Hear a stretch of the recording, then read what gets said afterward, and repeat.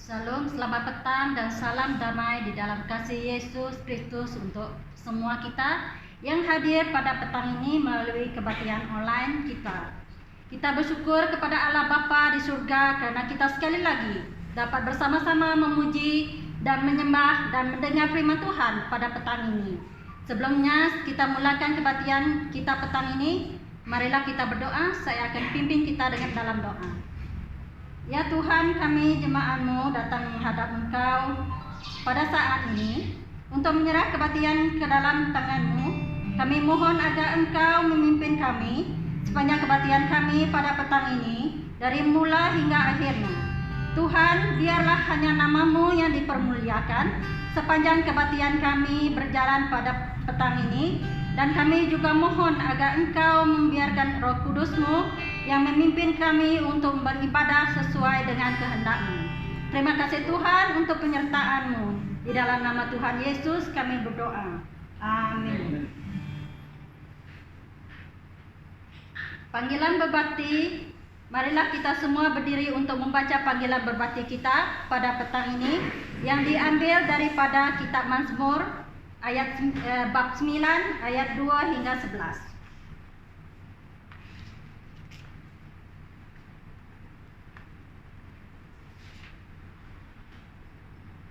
Kita akan membacanya dengan secara bersahutan.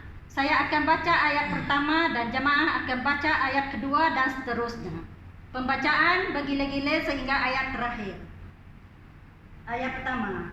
Aku akan memuji Engkau dengan segenap hatiku, Tuhan, dan menceritakan segala keajaiban yang telah Engkau lakukan. Aku akan menyanyi dengan riang kerana Engkau dan menyanyikan pujian kepadamu yang maha tinggi. Ketika Engkau muncul, musuhku berpatah balik. Mereka jatuh bersadung lalu mati. Engkau memerintah sebagai hakim yang adil.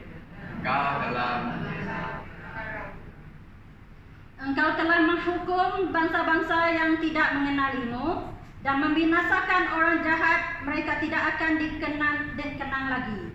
Sekali dengan selama-lamanya. Engkau telah memusnahkan kota-kota mereka.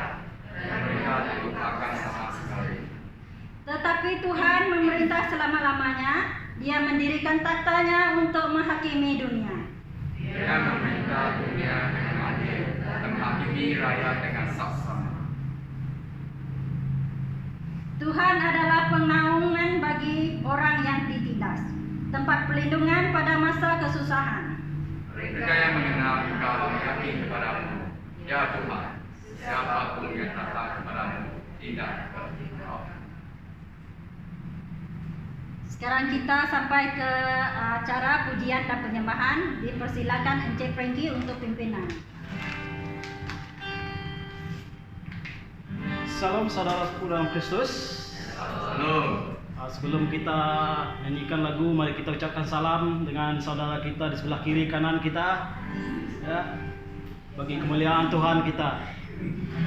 Mari kita menaikkan lagu ini karena kita di dalam Yesus Kristus adalah bersaudara.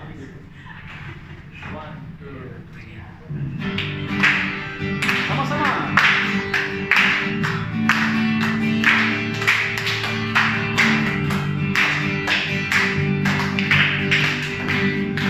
Dalam Yesus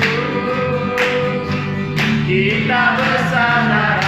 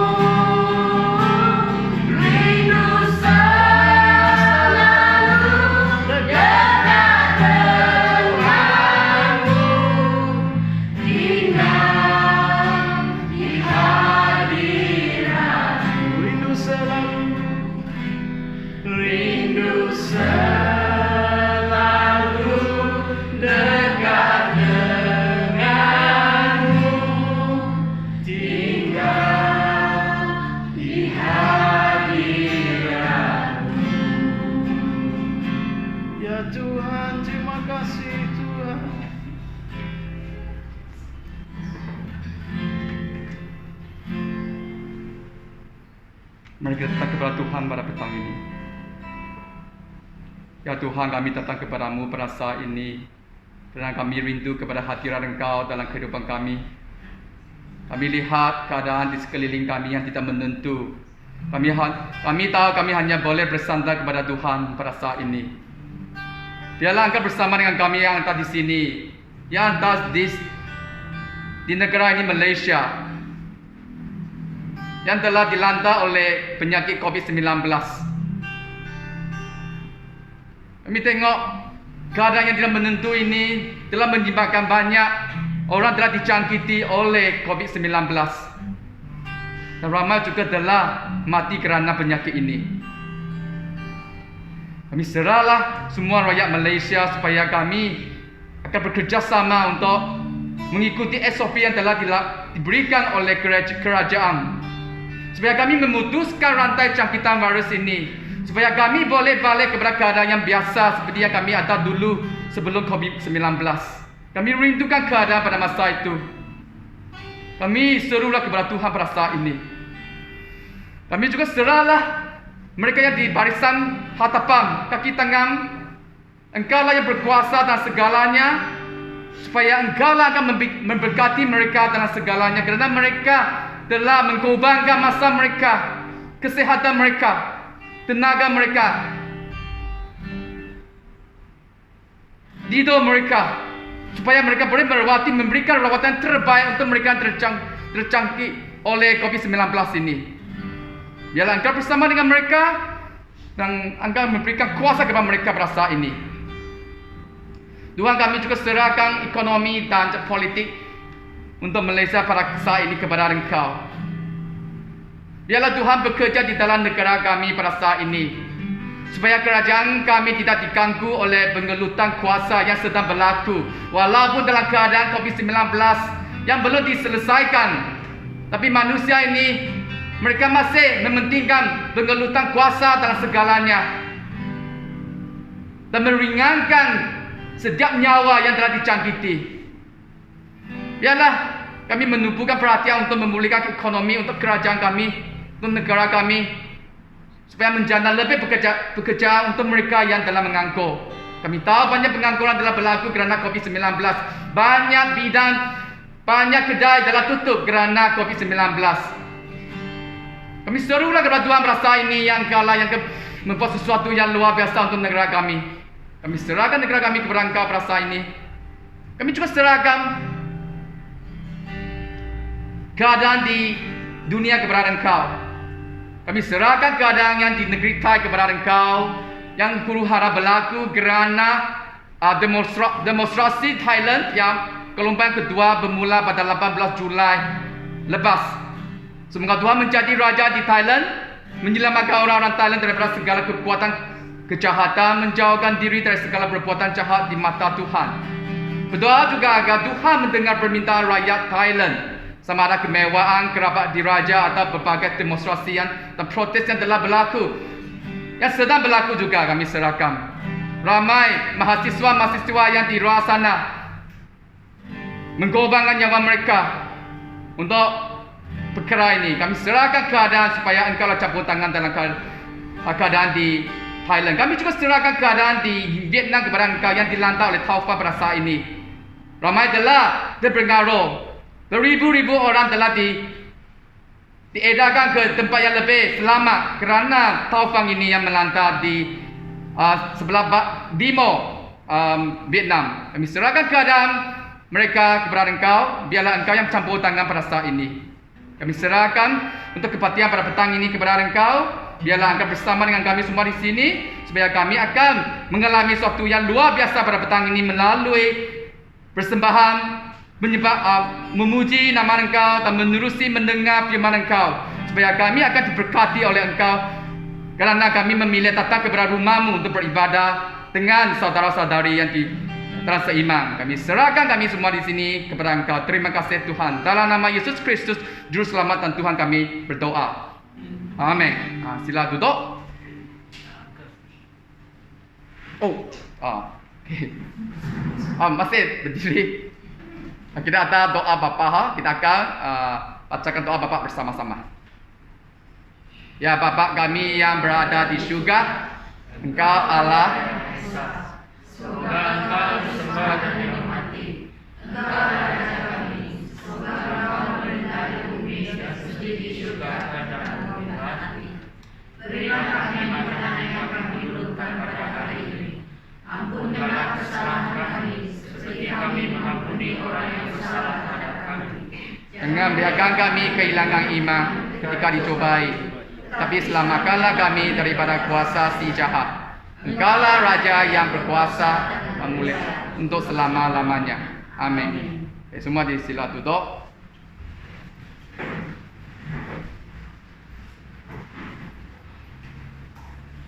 Okay, ruang ini harus sudah mau dipenuhi ya, sangat bagus. Kebaktian seperti ini, jasmani masih akan dilakukan, dijalankan seperti biasa. Khamis malam 7:30 sampai 9 semua dialu-alukan tatam, tapi kamu semua mesti mendaftarkan diri lah, karena kami hanya menghakkan kepada 30 orang sahaja. Okay. Orang yang 13 ke atas dan 70 ke bawah yang tidak sakit boleh datang. Ini adalah minggu SOP. Kelas pelajaran top akan diadakan seperti biasa hari Jumaat 7.45 9 sampai 9 malam. Yang berdasarkan Cikgu Susan dan Pastor Petri yang akan mengajarlah, memimpin kita dalam top 1. Semua dialu-alukan datang, kita akan belajar bersama-sama menerusi Google Meet. Terusnya persekutuan doa untuk setiap hari Sabtu pagi 8 sampai 8.30. Semua juga dialu-alukan menyertai kami. Link akan dikongsikan dalam grup kita, supaya kita boleh berdoa bersama-sama untuk perkara-perkara di dalam gereja, keluarga kamu, dan saya, dan perkara-perkara di dunia ini yang sedang berlaku. Kelas pemimpin dan untuk setiap Rabu malam 8 sampai 9. Saya pikir semalam kamu ada datang sini, Dr. Ling dan Dr. Nyanti yang mengajar lah. Minggu depan saya yang mengajar. Kalau semua boleh datang. Kita bersama-sama mengkaji buku Kejadian bersama. Kelas suami istri kami telah langsungkan yang pertama minggu lepas. 3 pasangan telah dipilih. Kamu tengok ada di atas sana pengajar. Doalah untuk kami lah, untuk yang terlibat. Bajet dan perancangan komiti pelayanan pasar Malaysia untuk City Mall untuk tahun 2021 akan dilangsungkan pada 29 Oktober, iaitu hari Khamis lah. Hari Khamis depan 2 sampai 4.30 petang. Selepas itu kita akan berikan makan malam lah. Lepas itu kita akan teruskan kebaktian kita seperti macam inilah. Okay.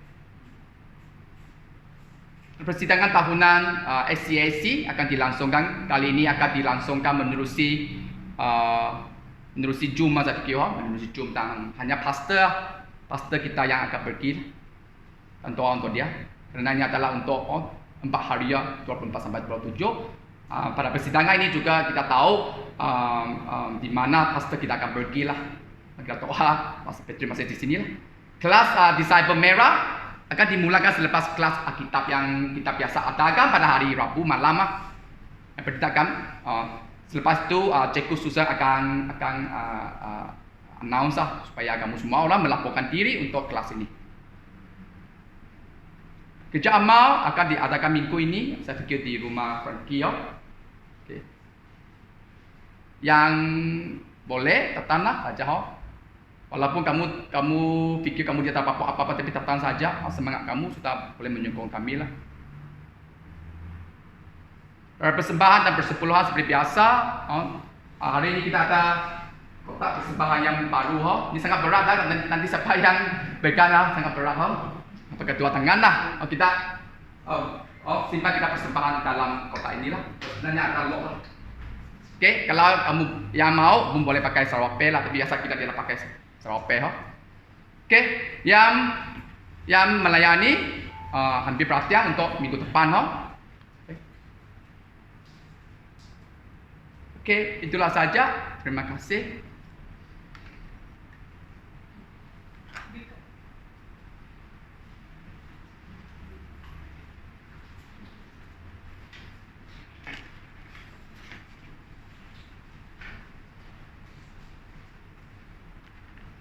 Sekarang kita sampai kepada pemberian persembahan. Mari kita mempersiapkan hati kita untuk memberi persembahan, pemberian kita kepada Tuhan petang ini. Sebelum kita memberi persembahan, pemberian kita, marilah kita berdoa terlebih dahulu dan saya akan pimpin kita dalam doa. Ya Tuhan Yesus, kami datang hadap-Mu pada saat ini, mengucap syukur karena berkat-berkat yang Engkau berikan kepada kami sepanjang pekerjaan kami pada minggu ini. Kami mahu memberi apa yang kami terima daripada-Mu untuk pekerjaan pelayanan-Mu. Tuhan, terimalah persembahan kami ini untuk kemuliaan nama-Mu. Dalam nama Tuhan Yesus kami berdoa. Amin. Sementara persembahan ini dijalankan, kita akan bersama menyanyikan lagu Aku Berserah.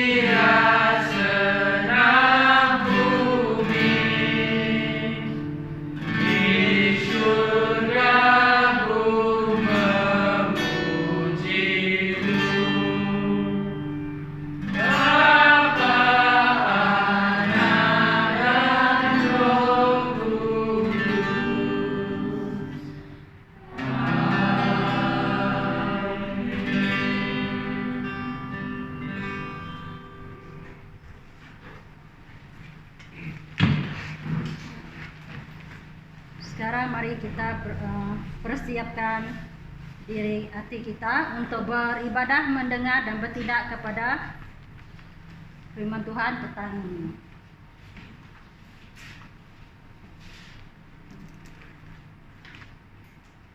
Firman Tuhan yang diambil daripada Matius bab 14 ayat 13 sampai 21. Matius 14 ayat 13 sampai 21. Ayat 13, apabila Yesus mendengar berita tentang Yohanes, dia meninggalkan tempat itu dengan perahu, lalu pergi sendirian ke sesuatu tempat yang sunyi. Tetapi orang ramai mendengar hal itu, lalu mereka meninggalkan bandar mereka dan mengikut Yesus melalui jalan darat. Ayat 14, apabila Yesus turun dari perahu dan melihat orang ramai itu, dia mengasihani mereka dan menyembuhkan orang sakit di situ. Ayat 15, Pada petang harinya, pengikut-pengikut Yesus datang dan berkata kepadanya, "Hari sudah hampir malam dan tempat ini terpencil. Suruhlah semua orang ini pergi supaya dapat membeli makanan di pekan." Ayat 16, tetapi Yesus menjawab, "Mereka tidak usah pergi. Kamu sendiri beri mereka makanan." Ayat 17, pengikut-pengikutnya berkata, "Kami hanya mempunyai 5 ketol roti dan 2 ekor ikan."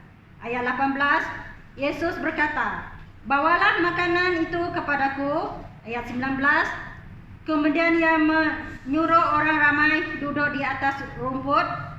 Lalu Yesus mengambil 5 ketol roti dan 2 ekor ikan itu. Kemudian dia mengadah ke langit dan mengucap syukur kepada Allah. Setelah itu dia membahagikan roti itu dan menyerahkannya kepada pengikut-pengikutnya supaya diberikan kepada orang ramai itu. Ayat 20, tiap-tiap orang makan sehingga kenyang. Selepas itu pengikut-pengikutnya mengumpulkan lebihan makanan sebanyak 12 bakul. Ayat 21, jumlah orang lelaki makan kira-kira 5.000 orang sebelum terhitung wanita dan kanak-kanak.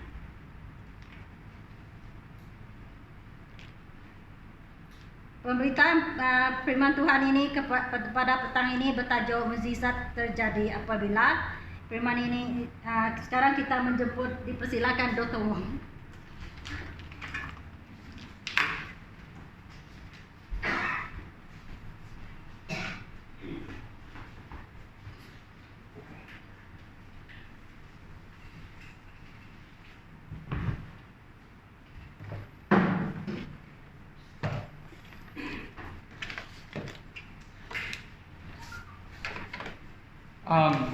Shalom semua, pada petang ini saya telah diberikan satu tugas yang sangat mustahil kerana harus berikan pada hari Ahad. Saya baru saya masih menyediakan 1 jam lalu untuk firman pada petang ini. Saudara-saudari seiman dalam keluarga Sikimo yang tercinta semua, Tuhan Bapa kita di syurga menuruniakan kesejahteraan dan anugerah kepada kamu semua. Hari ini kita lihat mukjizat. Benarkah kamu mengalami mukjizat dalam kehidupan kamu? Mungkin kamu fikirlah, saya benar banyak kali. Mungkin juga kita tengok bagaimana kamu mendefinisikan mukjizat inilah. Ya, semua orang termasuk kamu dan saya fikir inginkan sesuatu mukjizat yang berlaku dalam kehidupan kita lah. Mungkin kita miskin, kita ada mukjizat jadi kaya macam tu. Ya suami merokok, asyik merokok dan minum, mungkin macam ini dia menjadi suami yang bagus. Kita mau mukjizat macam yang dalam dongeng itu berlaku di dalam kehidupan kita. Yang sakit, sekedar sekelip mata aja, jadi sembuh dan sangat kuat. Mungkin banyak pikiran dalam pikiran kita mau mukjizat itu berlaku dalam kehidupan. Pada saat ini mungkin kamu mengalami banyak perkara dalam kehidupan kamu, saya tidak tahu. Karena saya pada kesusahan saya sendiri. Mungkin banyak pikiran kita mau kan mukjizat itu berlaku di dalam. Hari ini kita lihat satu mukjizat yang Tuhan Yesus lakukanlah. Mari kita berdoa sebelum kita tengok mukjizat ini. Tuhan, kami datang kepadamu pada petang ini kerana kami ingin lihat mukjizat berlaku. Kerana Tuhan Yesus, Engkau akan menyatakan segalanya. Pada petang ini kami datang dengan hati yang haus kepada firman Engkau. Engkau lakukanlah hati kami pada petang ini. Setiap kami di sini supaya kami akan menemui mukjizat yang tersendiri pada petang ini menerusi firman Engkau. Engkau mengurapilah hamba Engkau pada di sini supaya hamba Engkau akan memberikan firman yang sepatutnya diberikan mengikut kebenaran dalam firman Tuhan. Terima kasih Tuhan. Dalam nama Yesus Kristus saya berdoa. Amin. Kalau kita lihat yang dalam kita baca dalam Matius bab 14. Ini adalah mukjizat yang paling biasa kita dengar lah. Tapi kalau kamu tengok dengan betul-betul mukjizat ini adalah satu-satu mukjizat yang tercatat di dalam keempat kitab Injil. Satu-satunya kalau kamu pergi cari ya, tadi saya pun hairan lah, saya pergi buat research, baru tahu saya ini adalah satu-satu mukjizat bukan perkara mukjizat yang telah dilakukan oleh Tuhan Yesus dalam dicatatkan di keempat kitab Injil, yaitu Matius, Markus, Lukas dan Yohanes. Kalau begitu saya fikir mukjizat ini menjadilah sangat penting lah. Banyak perkara kita boleh lihat dalam mukjizat ini. Mungkin saya akan terangkan apakah mukjizat mengenai mukjizat ini. Saya fikir peristiwa ini dimulakan berbeza-beza di empat kitab Injil ini. Kalau yang tercatat di dalam Matius, kalau kita lihat adalah selepas kematian pembaptis Yohanes. Kalau kamu pergi ke Lukas dan Markus yang mengatakan perkara ini berlaku selepas Tuhan Yesus mengutuskan 12 pengikutnya keluar untuk melakukan pelayanan. Selepas itu mereka balik melaporkan kepada Yesus. Dan 12 kalau mereka pergi tanpa membawa apa-apa, tak ada apa-apa, mereka pergi saja, tak ada duit, tak ada pakaian, pergi melayani. Dan mereka sekarang balik melaporkan kepada Yesus. Yesus mau dengar 12 orang, 12 orang, satu orang 1 jam, 12 jam sudah. Dia memang sangat letih lah, dia letih, dia mau cari tempat yang sunyi lah.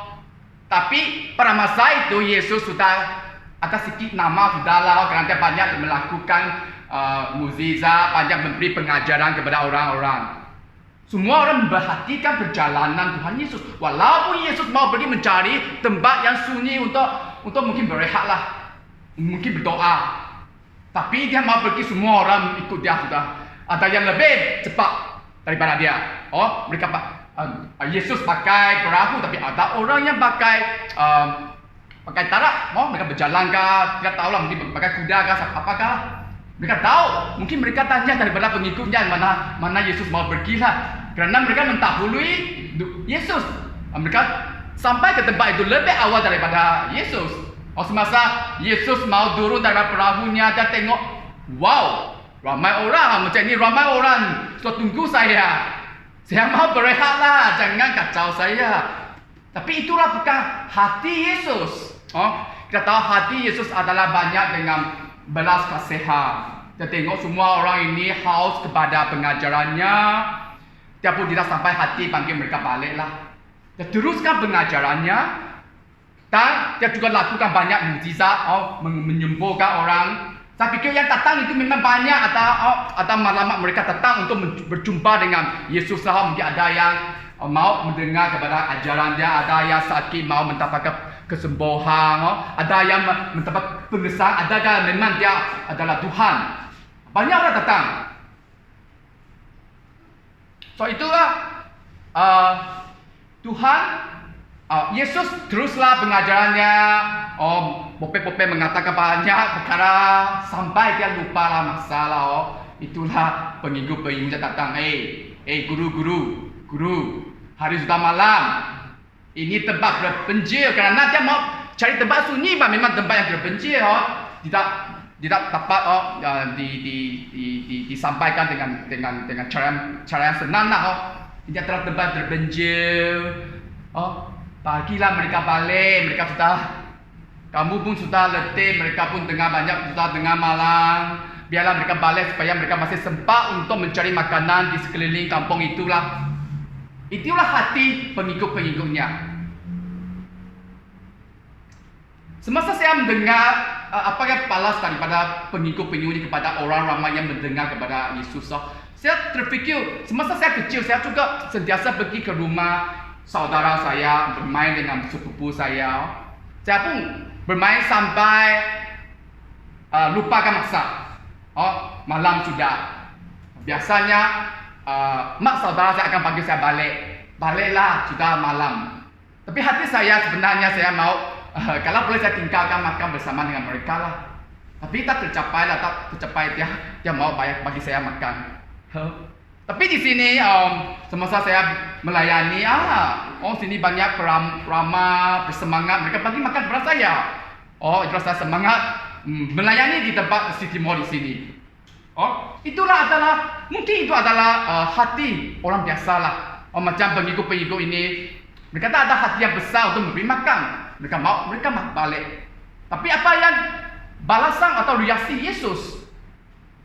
Kalau kamu perhatikan keempat-empat perkara yang dicatatkan di keempat-empat kitab Injil ini, Yesus berpesan begini, pergilah dia cakap kepada pengikut-pengikutnya, pergilah lihat berapa banyak roti yang kamu ada. Atau dia katakan, sebaiknya kamu beri makanan kepada mereka. Yang telah dicatatkan dalam Markus dan Lukas.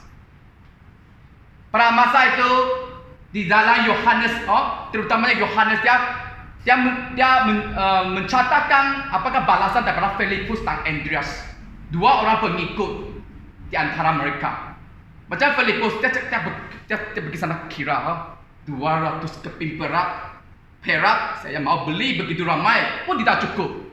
Itulah di dalam hati Filipus. Andreas, karena Tuhan Yesus tak tanya lagi, apa yang kamu ada? Tengah malu-malu, Andreas cakap, ada 5 ketul roti dan 2 ekor ikan. Karena di hatinya dia bercakap, kalau kamu pergi tengok di dalam Yohanes, dia cakap, apa yang boleh buat dengan 5 ketul roti dan 2 ekor ikan? Tapi di dalam Matius, Yesus kata kepada pengikut-pengikutnya, bawalah makanan itu kepadaku. Bawalah makanan itu kepadaku. Tak hirau berapa kamu ada, bawalah makanan itu kepadaku. Itu adalah yang pertama dari balasan Yesus, bawalah makanan itu kepadaku. Selepas itu Yesus panggil pengikut-pengikutnya untuk mengaturkan semua orang supaya mereka duduk dalam kelompok 50 orang kah, 100 orang kah, supaya teraturlah. Itulah Yesus ambillah 5 ketul roti dan 2 ekor ikan itu, menengadah ke langit dan mengucapkan syukur kepada Allah Bapa di syurga. Dia bersyukur kepada Tuhan Allah Bapa kerana masih ada 5 ketul roti dan 2 ekor ikan. Masih ada orang sudi berikan 5 ketul roti dan 2 ekor ikan kepada semua. Biarlah Tuhan buat sesuatu. Dia memberi syukur kepada Tuhan. Dia bersyukur kepada Allah Bapa. Kerana pada masa itu Yesus adalah manusia. Dia mesti harus bersyukur kepada Allah Bapa dan mendapatkan kuasa daripada Allah Bapa supaya melakukan sesuatu yang luar biasa. Kita tahu telah dicatat di dalam firman Tuhan. Kita tengok mereka makan sepuas-puasnya sampai kenyang. Tidak ada orang yang balik kelaparan dan semua makan kenyang. Perut puncit sudah. Semua makan. Telah dicatatkan di dalam Alkitab. Untuk keempat-empat kitab itu mencatatkan semua orang makan sampai sangat kenyang. Dan selepas itu pengikut-pengikutnya pergi mengumpulkan makanan yang lebihan itu, masih ada 12 paku. Saya tidak tahu berapa besar paku itu lah, tapi nombor 12 paku memang besar sudah, banyak. Maksudnya yang sudah makan kenyang masih ada jatuh, ada yang terlebih 12 paku. Maksudnya berkat itu adalah melimpah. Dan di dalam Alkitab tercatat adalah 5,000 orang lelaki, tidak termasuk anak-anak kecil dan perempuan. Maksudnya mungkin kalau satu keluarga 3 orang, sudah 15,000. Mungkin ada 10,000 orang di sana. Yang telah diberkati kerana diberikan 5 ketul roti dan 2 ekor ikan. Itulah Tuhan Yesus menjadikan mukjizat ini berlaku atau terjadi kerana ada orang sudi bawa 5 ketul roti dan 2 ikan itu kepadanya. Mukjizat itu terjadi apabila kita bawa sesuatu kepada Yesus.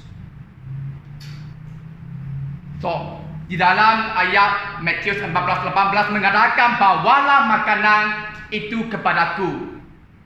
Biarlah apa makanan itu, bawalah kepada saya. Tuhan Yesus mengatakan kepada kamu dan saya. Dan seterusnya kita tengok mukjizat terjadi apabila bersyukur kepada Allah. Kerana Yesus pada masa itu dia bersyukur kepada Allah, kepada Tuhan Bapa. Dan seterusnya kita tahu dia bahagi dan berilah makanan itu kepada semua yang ada di sana. Mukjizat terjadi apabila kita sudi membahagi dan memberi kepada semua yang memerlukannya. Mungkin kita lihat apa bermaksud bawa kepada Yesus. Kalau kita lihat yang kita baca di dalam firman Tuhan dari Matius 14. Saya menegaskan Yesus mengatakan kepada pengikut-pengikutnya, bawalah makanan itu kepada bawa apa kepada Yesus? Memang bawa segalanya yang kamu ada. Tuhan tidak meminta apa yang kamu tak ada. Dia minta apa yang kamu ada, termasuk kamu sendiri. Bawalah kamu sendiri. Bagaimana bawalah kamu sendiri? Bawalah datang ke rumah ibadah sini untuk melayani Tuhan. Kalau kita lihat persembahan seorang palu yang miskin yang tercatat di dalam Markus 12:41-44, dia memberikan 2 keping mata wang tembaga yang sangat kecil nilainya. 2 keping mata wang tembaga itu apa nilainya? Tapi itulah semua yang dia ada. Tapi Yesus memuji pemberiannya kerana ikhlas, ada harapan dalam Tuhan. Itulah Yesus berkata, semua orang lain memberikan persembahan daripada kelebihan kekayaan mereka. Tetapi palu ini walaupun dia sangat miskin, memberikan segala yang ada padanya. Dia mentemarkan semua nafkahnya. Yang tercatat di dalam Markus 12:44. Sekali lagi, bawalah makanan itu kepadaku. Yesus sebelum ini tidak mengatakan kepada pengikut-pengikutnya supaya pengikut-pengikutnya tidak tahu dia boleh melipatkan dagang. Mungkin Yesus sendiri pun tidak tahu, kerana pada masa itu dia manusia. Dia hanya mau orang ramai percaya dan yakin kepada dia. Selepas beberapa mukjizat yang dia telah lakukan sebelum ini, saya fikir ramai yang dia duduk di atas, di bawah sana, yang bersama dengan dia sudah mengalami banyak mukjizat semasa bersama dengan dia, supaya mereka boleh yakin dan percaya kepada Yesus. Dia boleh melakukan mukjizat dengan 5 ketul roti dan 2 ekor ikan. Itulah dia, bawalah makanan itu kepadaku. So, di dalam Yohanes mencatatkan anak lelaki, ada satu orang anak lelaki yang memberikan 5 ketul roti dan 2 ikan itu kepada supaya boleh memenuhi perut 5,000 orang. Kalau kita lihat anak kecil ini yang berikan 5 roti dan 2 ikan, saya fikir di bawah sana ada 10,000 orang, tak mungkin hanya 1 orang sahajalah. Saya fikir ramai yang tidak sudi bagilah. Mungkin ada yang lebih, tidak tahu. Tapi anak lelaki ini yang sudi berikan 5 ketul roti dan 2 ikan kepada Yesus. Kakak saya membawa anaknya yang ada autism kepada Tuhan. Sebelumnya dia dapati anaknya ada autism, dia tidak mau mengakuinya. Tapi mukjizat berlaku kerana dia bawa anak itu kepada Tuhan. Sekarang dia boleh buat banyak kerja walaupun dia autism. Kita lihat berkat di dalam segala mungkin kesusahan kita. Tuhan akan memberkati kamu.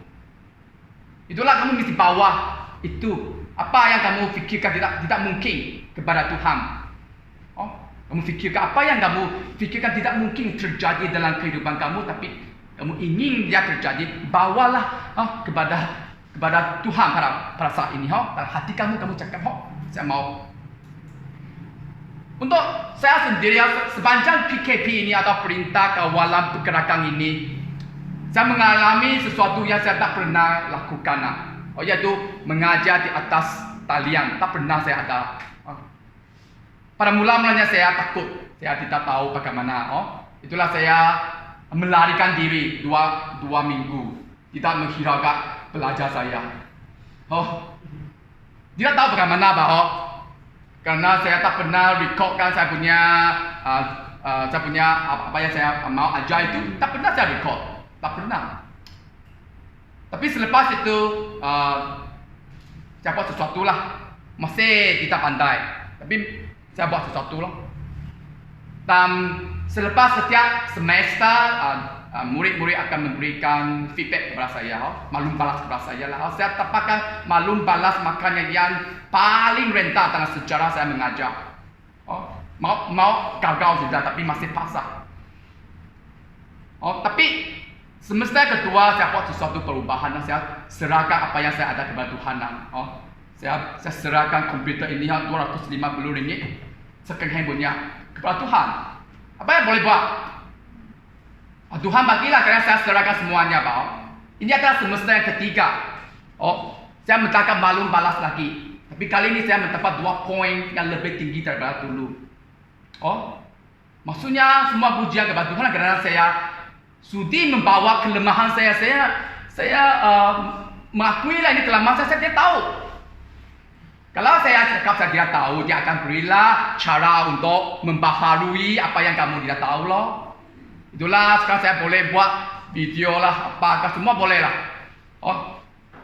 Memang juga bantuan daripada kamu semua di sini, tolong, okay?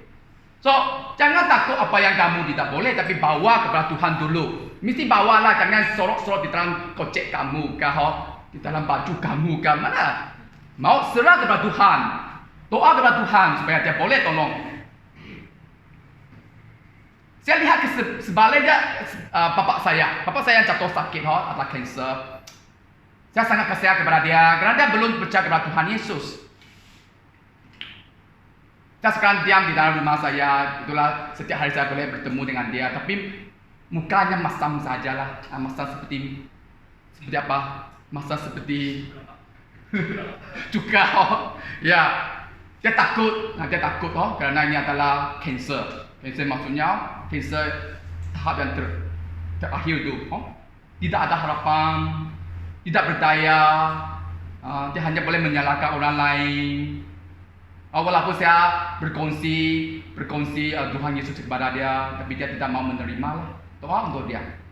Itulah saya merasa sedih karena itu bapak saya, dia belum percaya kepada Tuhan Yesus. Kalau dia boleh membawa penyakitnya kepada Tuhan, mungkin Tuhan akan membuat sesuatu yang luar biasa. Seterusnya kita bersyukur kepada Allah. Mukjizat akan berlaku kalau kita bersyukur kepada Allah. Pada masa itu dalam mukjizat ini, Yesus menengadah ke langit dan berilah kesyukuran kepada Tuhan kerana 5 ketul roti dan 2 ekor ikan itu. Dia mengucap syukur dulu. Dia tidak terburu-buru membahagi dan bagi. Dia bersyukur. Itulah dalam keadaan yang kita ada ini, kita bersyukur dulu. Dalam Efesus 5:20, hendaklah kamu sentiasa bersyukur kepada Allah Bapa bagi segala sesuatu demi nama Yesus Kristus Tuhan kita. So bersyukur untuk apa? Bersyukur untuk segalanya. Segalanya merangkumi apa yang tidak bagus yang berlaku di dalam kehidupan kita. Karena Tuhan mau kita belajar sesuatu menerusi semua perkara yang berlaku di dalam kehidupan kita. Tak ada satu perkara yang berlaku di dalam kehidupan saya adalah kebetulan. Kerana kebetulan saya ada sana, saya dapatkan kerja. Tidak ada satu. Kerana selepas saya menerima Tuhan Yesus, saya mengimbas kembali. Tak ada satu perkara yang berlaku di dalam kehidupan saya adalah kebetulan. Semua adalah rancangan Tuhan. Itulah, biarlah yang baik, yang bagus itu kita berilah syukur kepada Tuhan. Kita bangun, kita boleh bernafas, kita masih boleh berlari, ketawa. Saya pun tidak tahu, pada suatu hari saya tidak dapat berlari lagi. Tapi saya seronok berlari. Saya pun tidak tahu. Kalau pada hari itu yang datang itu saya tidak dapat berlari lagi, saya bersyukur kepada Tuhan. Kerana saya boleh rehat, saya boleh baca Alkitab Tuhan, firman Tuhan dengan betul-betul. Itulah apa yang dikatakan kita bersyukur dengan apa yang kita ada. Kerana saya percaya apa yang berlaku di dalam kehidupan saya tak satu adalah kebetulan.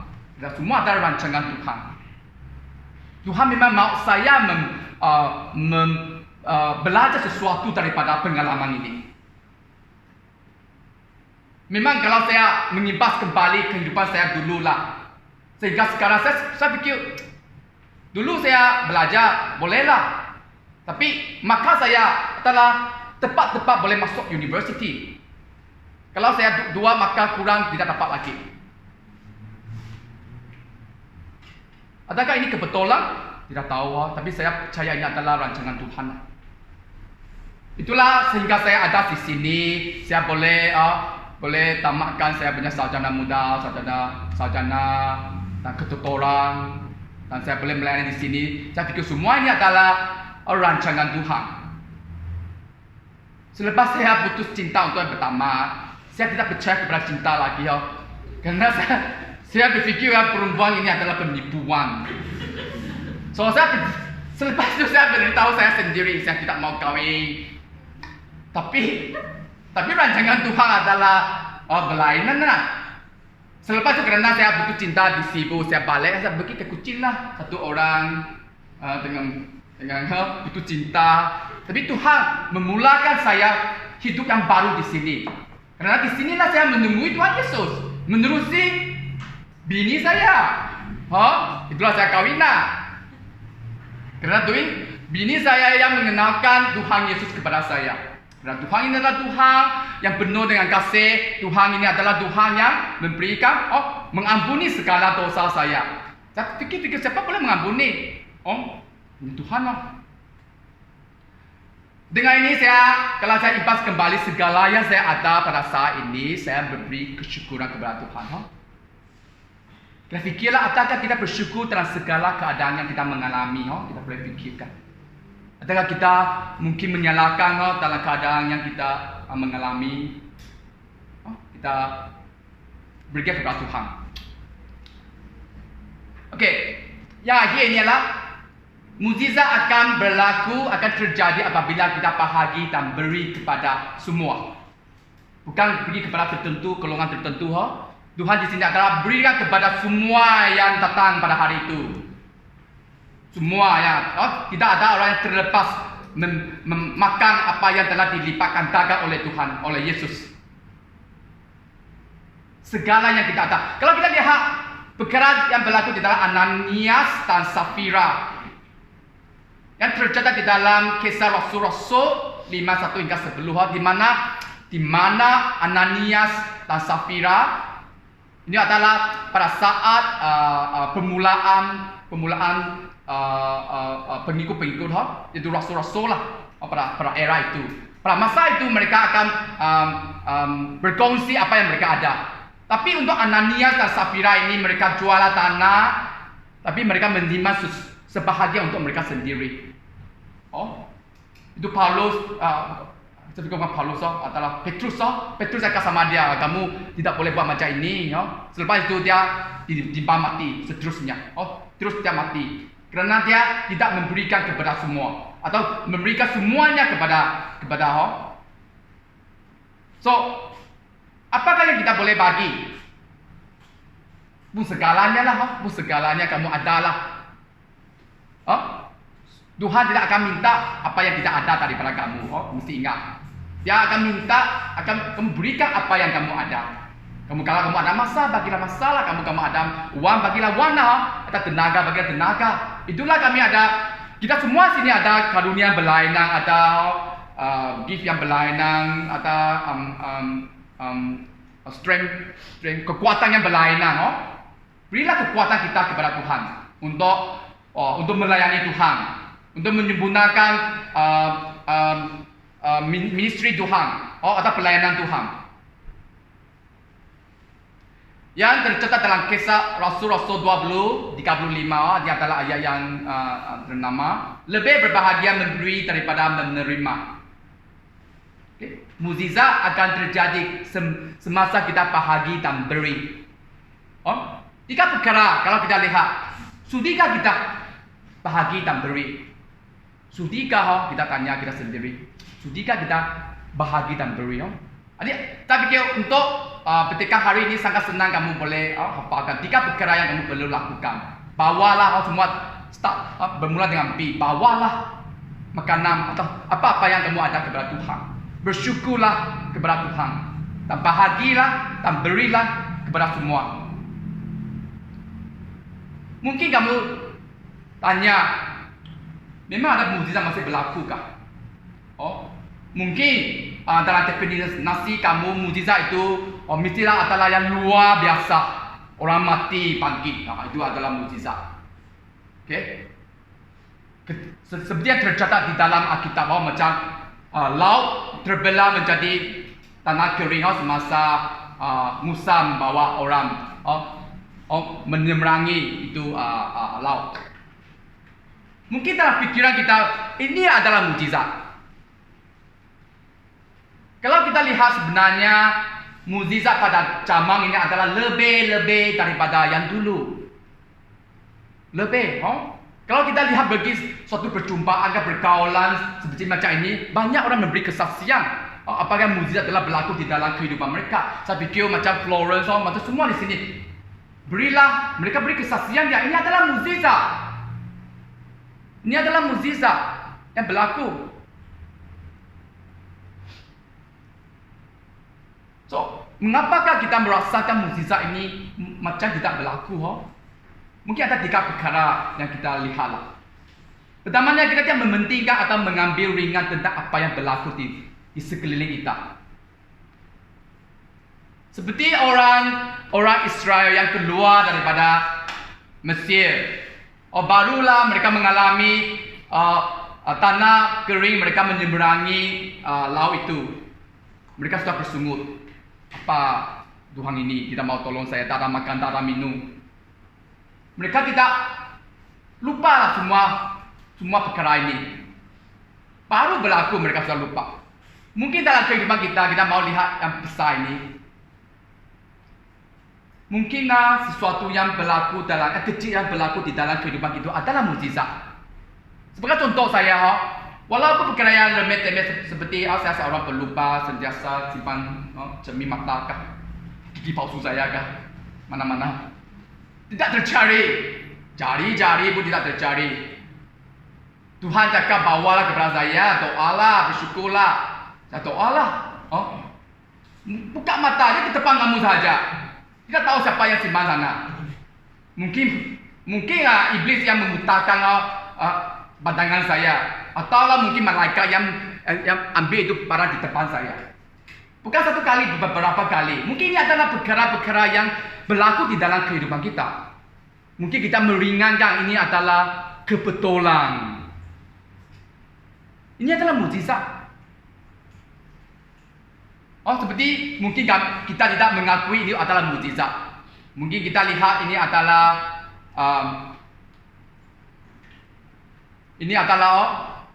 sesuatu yang biasa berlaku.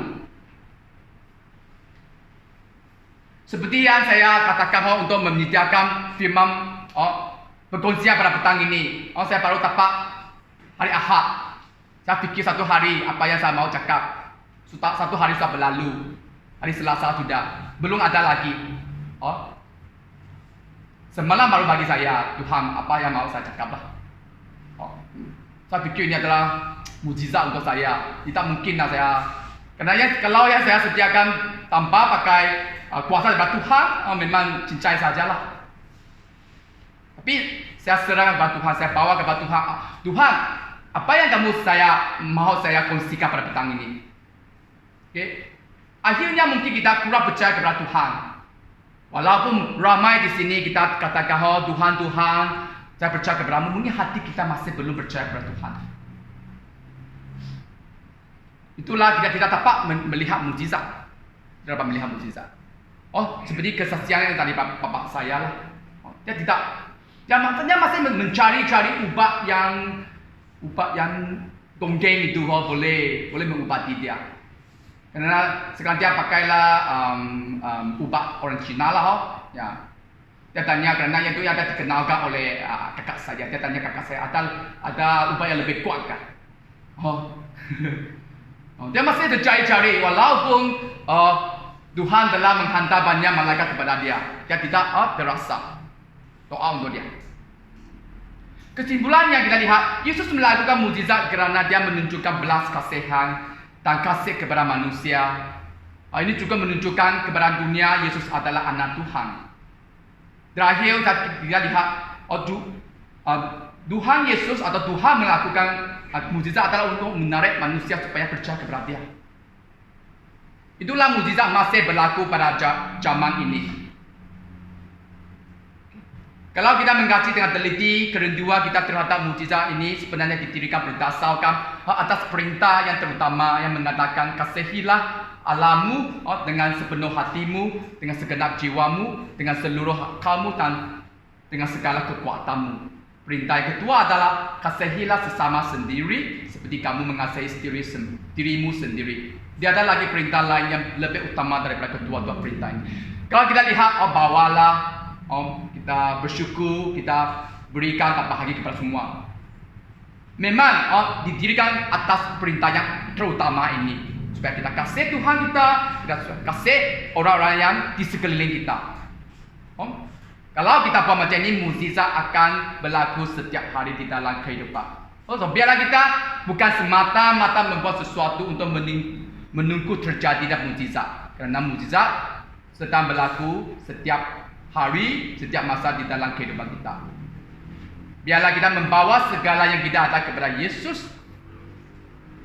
Tak kira apa keadaan kita. Selalu bersyukur untuk keadaan yang kita ada pada masa ini. Apa yang kita miliki dan sebagainya. Dan bahagi dan beri apa yang kita ada. Dan berkongsilah dengan sesiapa yang memerlukannya. Supaya mukjizat berkat kita akan melipat ganda. Mari kita kepada Tuhan pada petang ini. Berilah kita sendiri kepada Tuhan, bawalah kita sendiri kepada Tuhan. Adalah langkah yang pertama supaya kita ingin melihat mukjizat akan berlaku.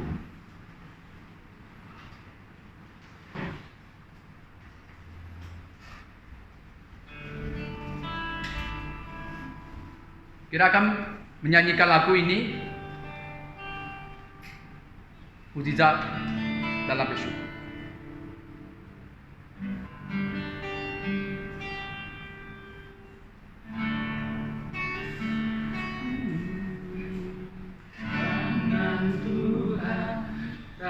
Kurang panjang untuk menolong hidupku,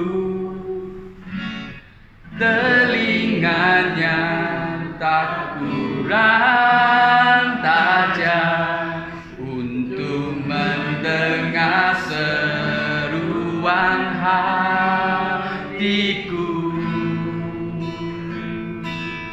Ada mukjizat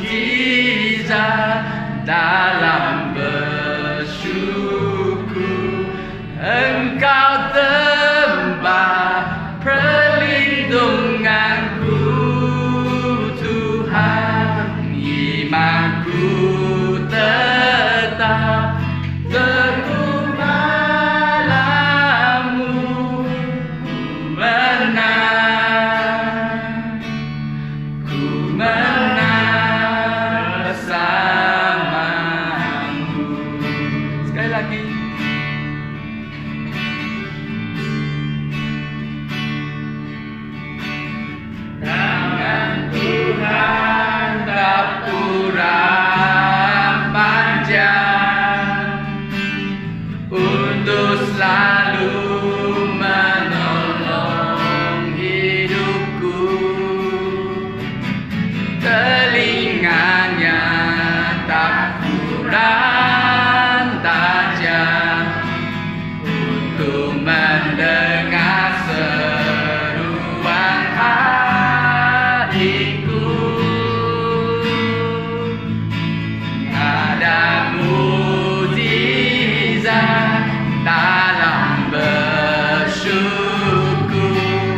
Engkau tempat pelindungan.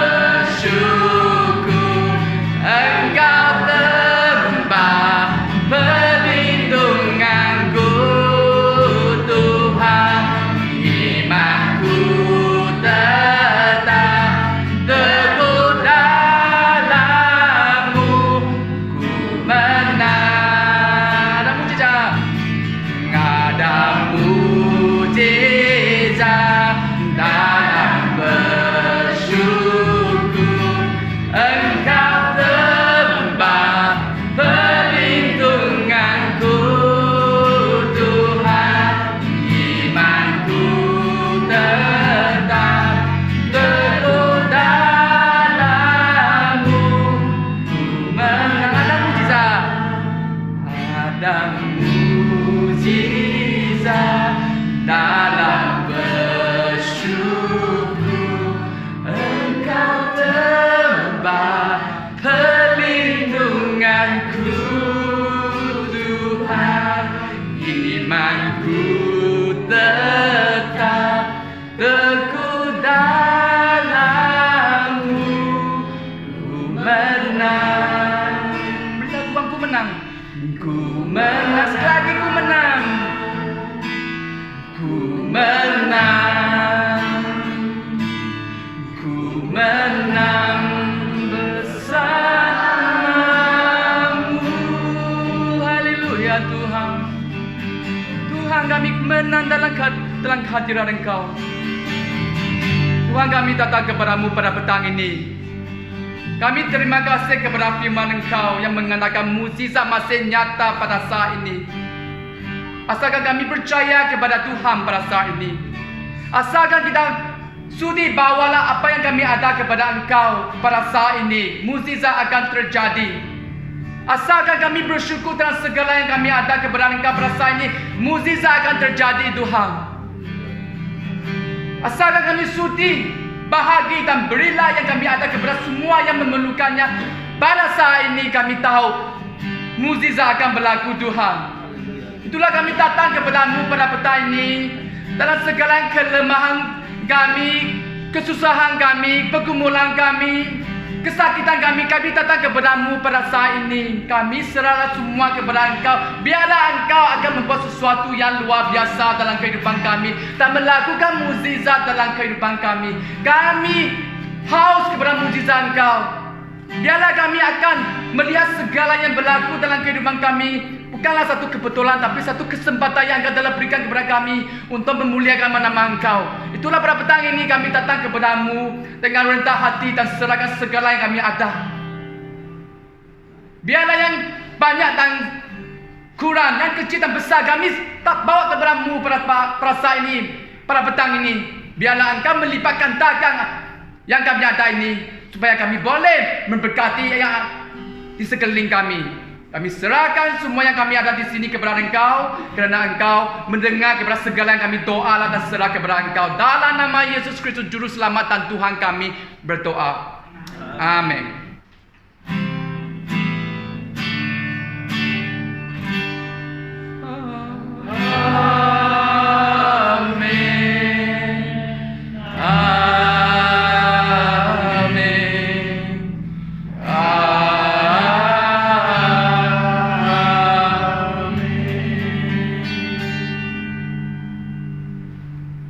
Kebaktian kita sudah selesai pada petang ini. Sila ambil saat teduh anda. Berjumpa di minggu hadapan. Selamat petang semua.